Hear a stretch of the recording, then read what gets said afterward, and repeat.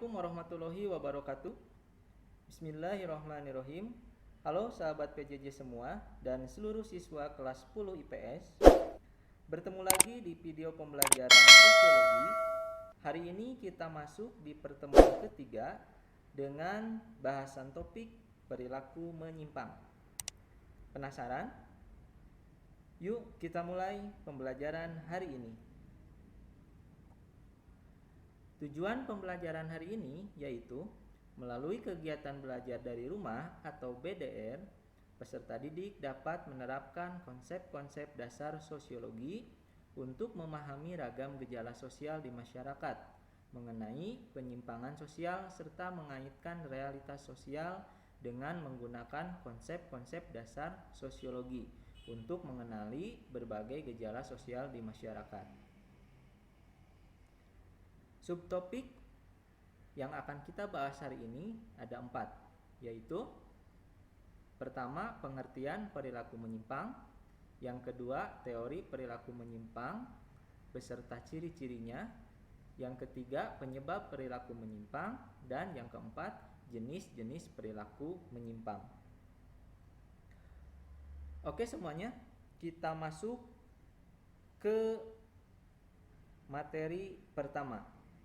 Dan sebelumnya kita simak terlebih dahulu video dari Kompas TV berikut ini. Puluhan anggota geng motor ditangkap Polres Cianjur, Jawa Barat. Mereka yang ditangkap membawa senjata tajam dan alat isap sabu bekas pakai.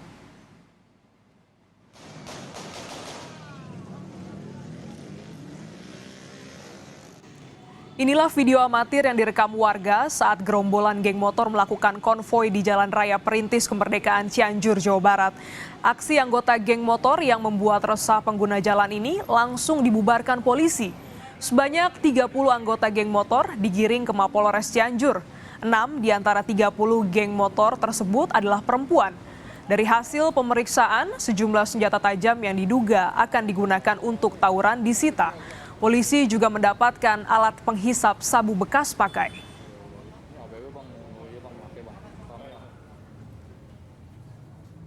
Mereka kan melaksanakan konvoi, dan memang diduga ini ada kaitan akan mau tawuran.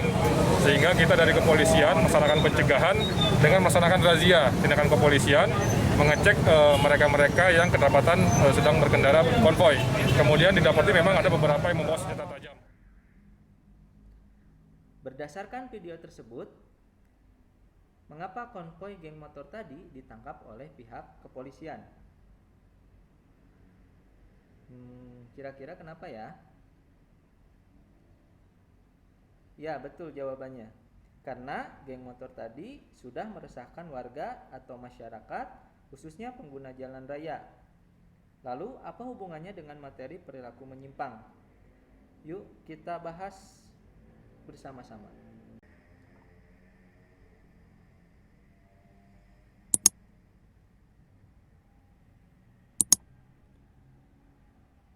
Pengertian penyimpangan sosial menurut pendapat para ahli.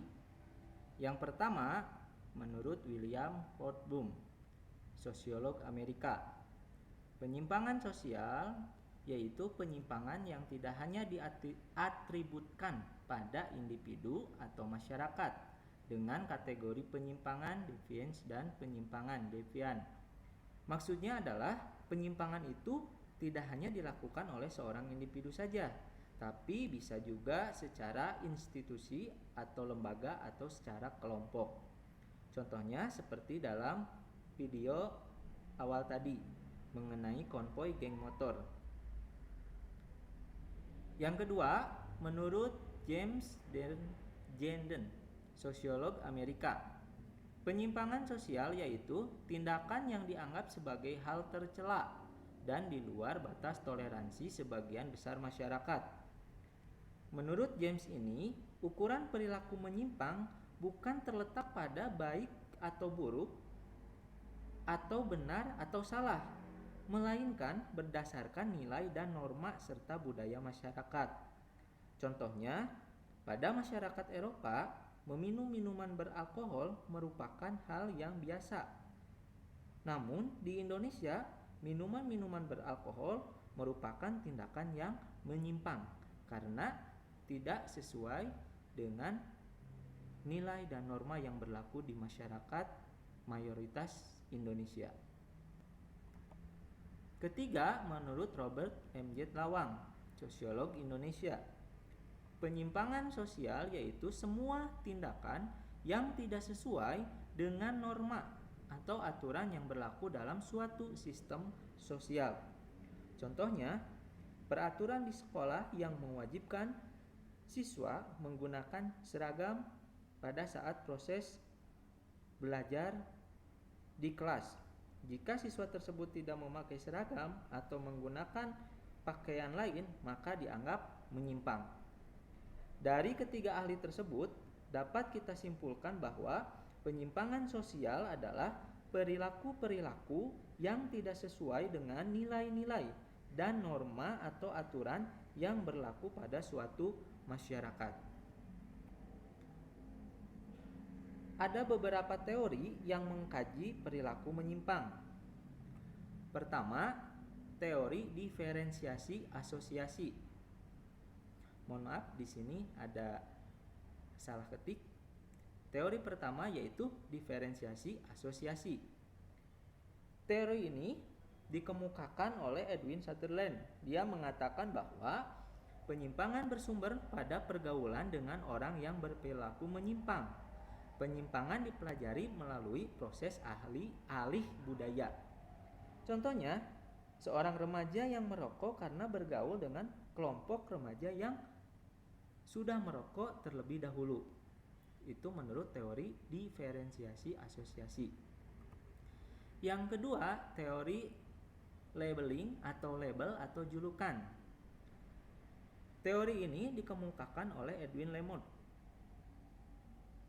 Menurut teori ini, seseorang menjadi penyimpang karena proses labelisasi atau pemberian julukan atau cap oleh masyarakat terhadap orang tersebut. Proses ini bisa membuat seseorang yang tadinya tidak memiliki kebiasaan menyimpang menjadi terbiasa.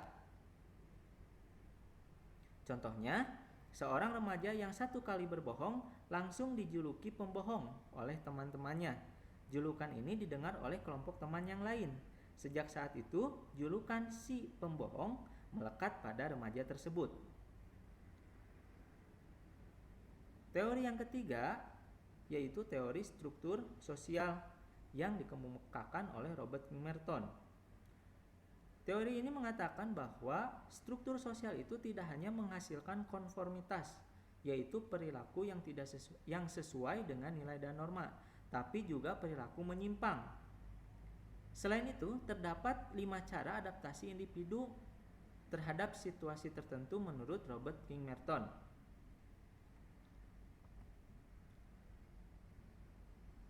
Inilah gambaran tipologi adaptasi individu menurut Robert King Merton. Yang pertama, konformitas. Di dalam tabel ini terdapat keterangan bahwa tanda plus menunjukkan sikap menerima, tanda min menunjukkan sikap menolak.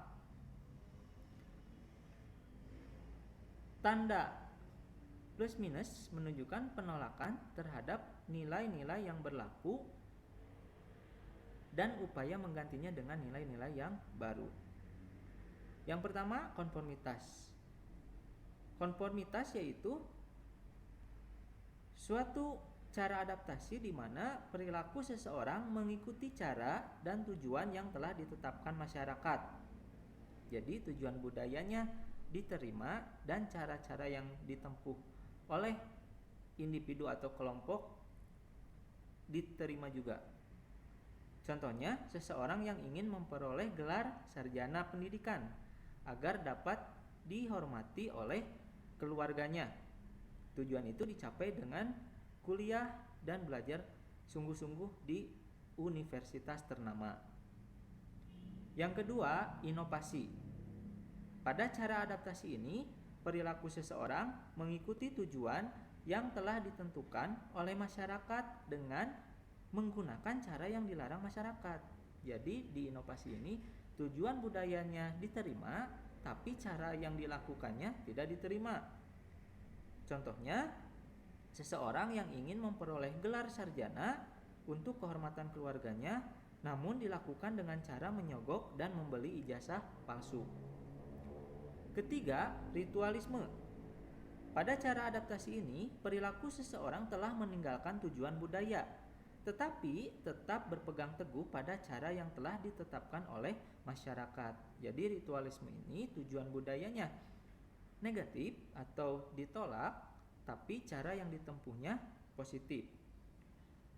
Contohnya, seorang karyawan yang ditawari naik pangkat namun menolak karena alasan takut tidak bisa menjaga amanah, tapi dia tetap bekerja keras dan disiplin waktu dalam bekerja. Itu ritualisme. Yang keempat, retretisme. Pada cara adaptasi ini, perilaku seseorang tidak mengikuti tujuan dan caranya pun tidak dikehendaki masyarakat. Contohnya ya pecandu narkoba, geng motor, tawuran pelajar, pencurian dan sebagainya. Jadi tujuan budayanya ditolak oleh masyarakat, caranya juga ditolak oleh masyarakat. Terakhir, pemberontakan. Pada cara adaptasi ini, orang atau individu tidak mengakui struktur sosial yang ada dan berupaya menciptakan struktur sosial yang baru.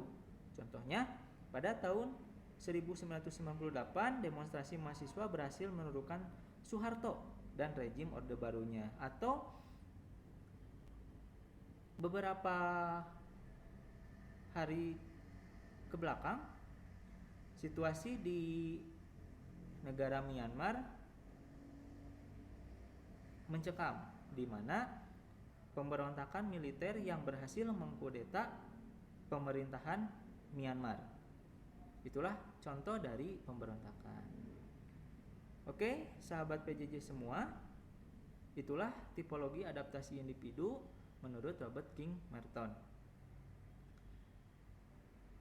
Selanjutnya, dari teori-teori tersebut, penyimpangan memiliki ciri-ciri, yaitu 1.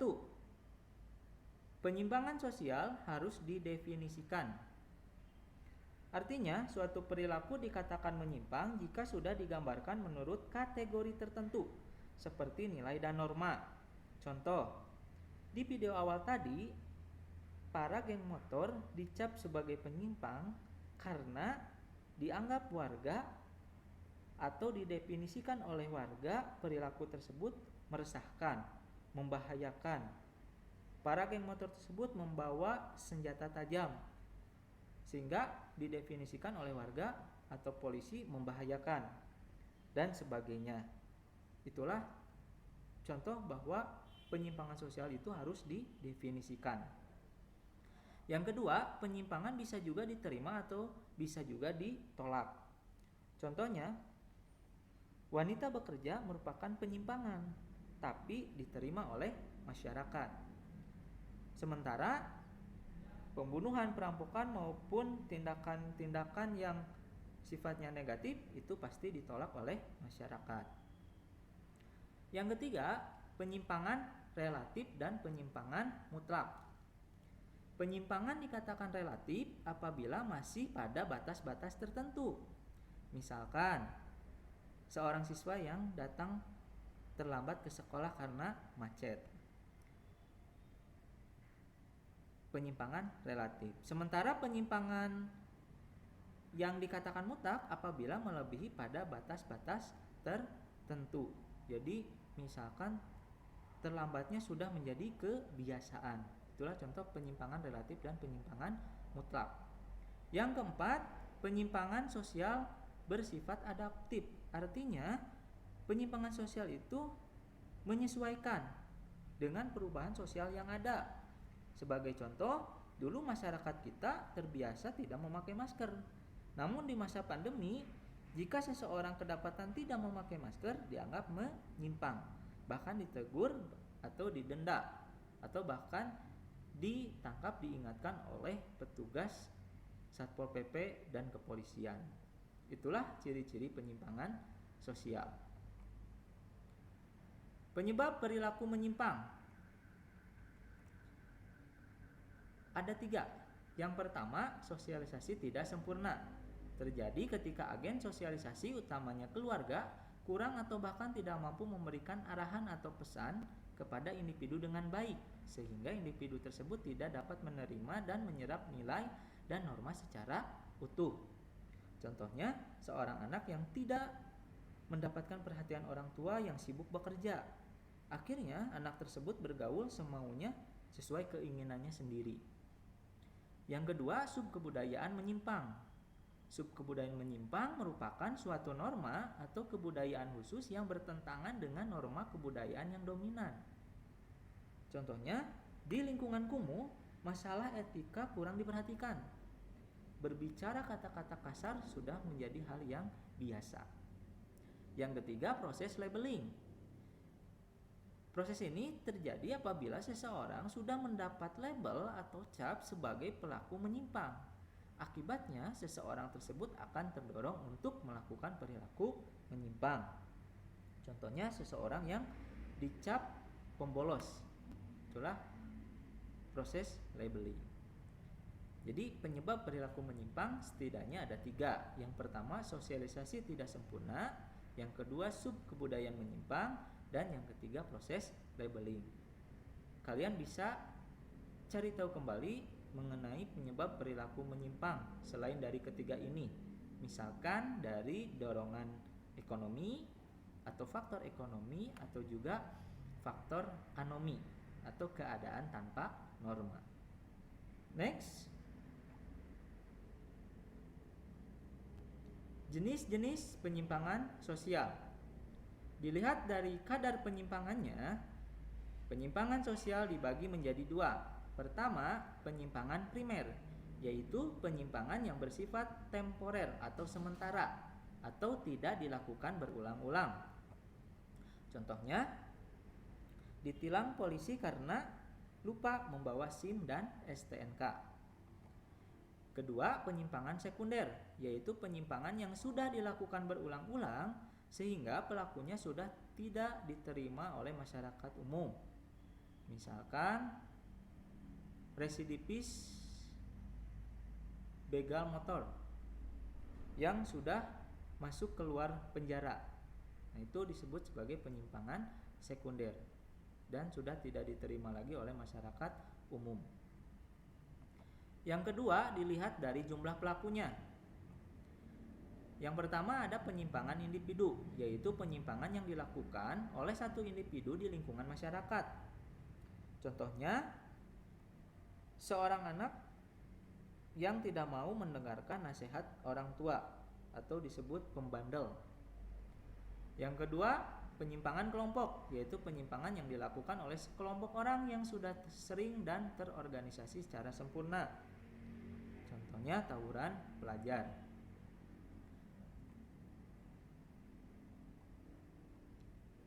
Dilihat dari sifatnya. Yang pertama, ada penyimpangan positif, yaitu suatu perilaku yang menyimpang dari norma masyarakat, tetapi membawa dampak positif bagi sistem sosial di masyarakat. Contohnya, seorang wanita yang bekerja menjadi sopir busway. Yang kedua, penyimpangan negatif, yaitu penyimpangan yang membawa dampak negatif dan tidak diharapkan oleh masyarakat. Contohnya, pencurian. Macam-macam penyimpangan sosial lainnya. Yang pertama, tindakan kriminal atau kejahatan. Tindakan kriminal atau kejahatan ini bertentangan dengan norma hukum, norma sosial, dan norma agama yang berlaku di masyarakat.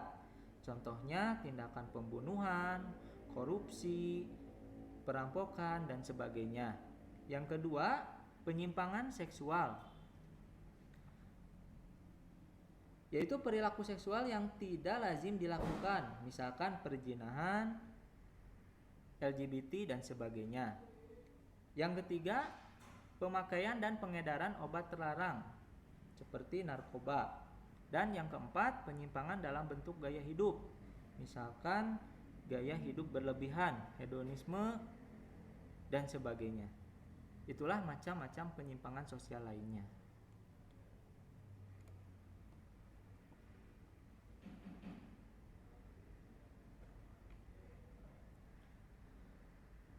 Oke semuanya, itulah materi mengenai perilaku menyimpang. Jadi kalian sudah paham kan tentang perilaku menyimpang?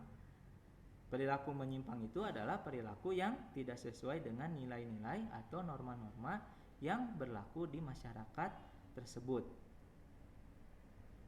Seseorang dikatakan menyimpang apabila sudah dikategorikan menyimpang dengan ciri-ciri tertentu. Demikian untuk materi perilaku menyimpang hari ini. Silakan kalian pelajari kembali materi ini dengan penuh semangat. Sekian dari saya. Mohon maaf apabila ada kesalahan. Wassalamualaikum warahmatullahi wabarakatuh.